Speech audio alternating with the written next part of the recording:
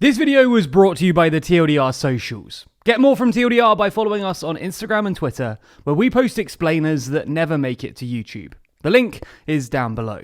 Is recycling a scam? Well, Boris Johnson certainly seems to be suggesting that, with him commenting yesterday, ahead of the COP26 summit, that recycling plastic doesn't really work. So let's discuss recycling. Specifically, we're going to look at how the UK deals with recycling once we empty the bins, and if, well, it's all a waste of time. To say or even suggest that plastic recycling is a scam might sound controversial, but hear me out with this claim from a recent Greenpeace report. Some 50% of plastic that the government claims to recycle is actually exported out of the UK and often burned or dumped illegally. Mad, right? Well, let's take a step back quickly. According to official statistics from the British Plastic Federation, 46% of British plastic recycling is processed in the UK, and about 19% is exported. But where does the 688,000 tonnes of plastic that was exported in 2020 actually go? Well, 39% went to Turkey, 12% to Malaysia, and 7% to Poland. Now, while it's obviously not great that British recycling was being sent abroad, just think of the air miles, the bigger issue is exactly what happens when it gets there. For example, Greenpeace found that in Turkey, there's evidence of British plastic just being burned at illegal tips. In Malaysia, similarly, it was found that British plastic was being illegally burned at rubbish dumps. In fact, Malaysia even figured out that the British government had been sending plastic over to them, and they sent back 42 containers of plastic to Britain. Turkey has also started to impose harsher limits on the capacity that their recycling plants can use to process foreign waste. Previously, 80% was dedicated to foreign waste, but now that's been reduced to just about 50%. It should be noted that it's actually legal for the UK to send recycling abroad. However, the laws state that this needs to be without detrimental effect on the quality of material and making sure that the exported plastic waste is managed in an environmentally sound manner once it reaches its end destination. But clearly, it doesn't seem like any of the waste is actually being dealt with in an environmentally sound manner. But the big question is why the UK even needs to send its plastic waste abroad. Is this due to necessity, or simply because it's cheaper to ship the problem around the world than deal with it in the UK? Well, it's actually kind of up for interpretation.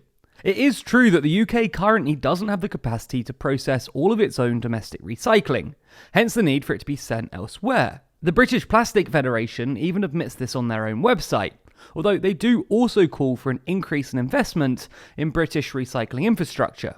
The government somewhat seems to agree, and in an attempted piece of new legislation known as the Environment Bill, the government plans to give the Secretary of State the power to ban plastic exports to non-OECD countries. In turn, this would stop countries who are being overwhelmed by plastic having to also deal with the UK's. While this may seem like a big step forward, there's one rather obvious flaw. Plastic exports would still be allowed to go to OECD countries who are asking for it.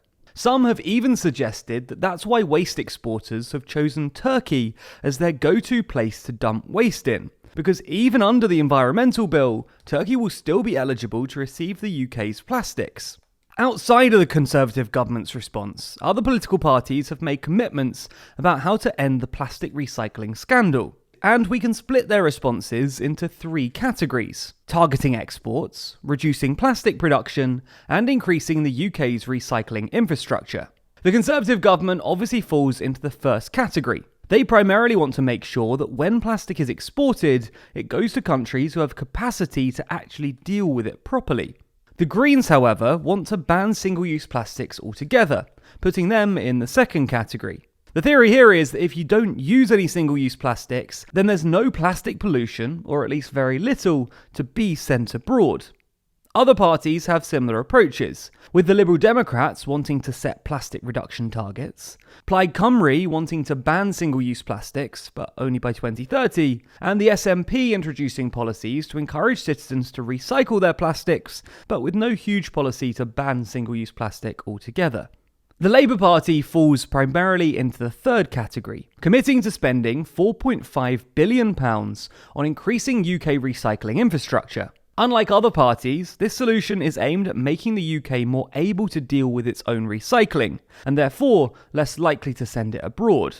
Or that's how things would have stood before Johnson's major revelation yesterday, with the Conservative leader also coming out in favour of reducing single-use plastic. In a press conference, the Prime Minister remarked that just improving recycling wasn't the answer, and that we've all got to cut down our use of plastic, insisting that it was a mistake to think that we can recycle our way out of the problem. Some do absolutely back this attitude, with many anti-plastic campaigners supporting the Prime Minister's remarks and saying that the government should be doing more to reduce and ban single-use plastics. Others take a more subtle tack, such as Tanya Steele, the chief executive of the WWF in the UK, who was even at the event with Johnson, and remarked, "We have to reduce, we have to reuse. I do think we have to do a little recycling, PM, and have some system to do so." Some were even less keen on the Prime Minister's new stance though, with the Recycling Association saying that Johnson had completely lost the plastic plot. Simon Ellen from the association went on to remark that Johnson's comments were very disappointing and appeared to conflict with government policy. So, who's right? Because even the Prime Minister's spokesman seemed to backpedal a little after the conference. Ultimately, recycling plastic is an easy option, which is why people like soft fixes like these. Recycling allows people to feel like they're doing their bit, proud of themselves for collecting their bottles and cans, but it's far easier than other sacrifices like cutting down meat or flights. The thing is that recycling isn't as effective as you might have been led to believe. It's clearly far better than dumping plastic in landfill or the ocean, but it is less effective than adjusting your diet, transport, or just reducing plastic consumption altogether. The recycling industry are right that we should all be recycling our plastic as much as possible, but the Prime Minister is right too, even if he did go a bit off script, when he said that recycling isn't enough, or maybe isn't all it's cracked up to be. But what do you think? Should we be banning plastic, increasing British recycling capacity, or just continuing to export? Let us know your thoughts in the comments below, or by voting on our Twitter poll, which is linked in the description. While you're there, be sure to follow us on Twitter and Instagram for more TLDR content. Over there, we share explainers which never make it to YouTube, breaking news, and just some fun stuff, like the knockout competition we're running on Twitter to decide which British icon should become the next Prime Minister. My money's on Paddington. Anyway, the link to both is down below, so get yourself some more TLDR and help us out by dropping a follow.